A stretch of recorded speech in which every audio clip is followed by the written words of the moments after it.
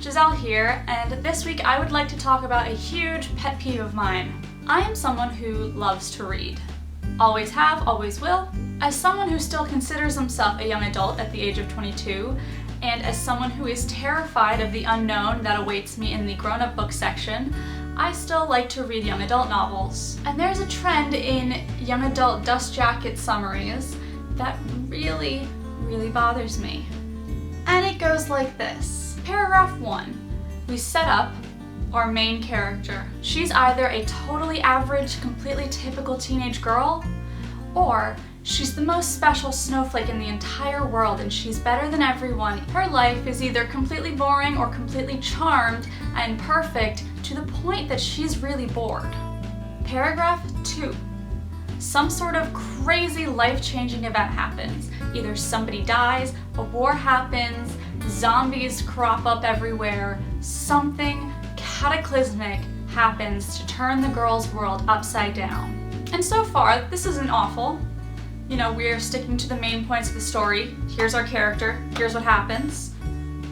Paragraph 3 is where things start to go off the rails. Paragraph 3.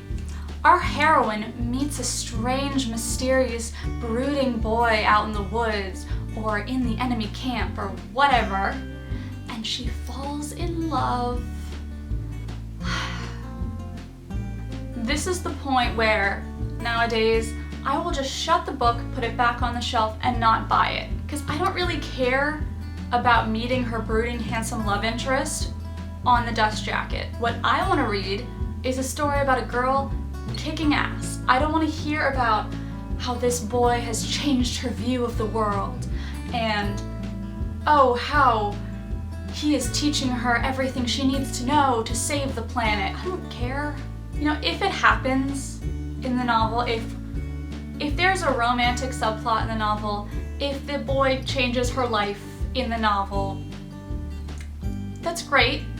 You know, I think a lot of teenage girls love that. I definitely love romantic subplots. But if it's a romantic subplot, as it should be in any book in a genre other than the romance genre, I don't want to read about it on the dust jacket. It's not the most important part of the story. If it comes up, great. If it doesn't happen, no problem, because I'm not reading a romance. I'm reading a book about a girl who finds out she has magic powers and then saves the planet. But no, paragraph 3 is always all about this mysterious boy who's either on her side or on the opposite side, and they're star-crossed lovers, or they don't get along at first, or whatever. It's about her love life. This girl's entire world fell apart in paragraph 2.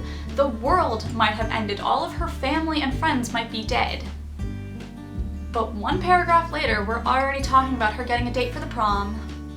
Typically, paragraph 4 is even worse. This is the paragraph that poses questions that the reader will be asking themselves while they hold the book and decide whether or not to buy it or check it out from the library. These questions usually go as follows. Will our heroine be able to stand up to the evil bad guy? Will her love for her newfound brooding boyfriend be able to withstand the apocalypse? Find out in this exciting installment of every young adult novel ever.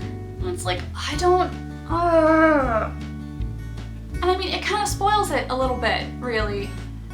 If you go into the novel knowing that she's gonna fall in love with this guy that she meets in the middle of the woods, leave a little mystery. I don't want to be slapped in the face with it before I even get to page 1, especially not when I'm not reading a romance novel.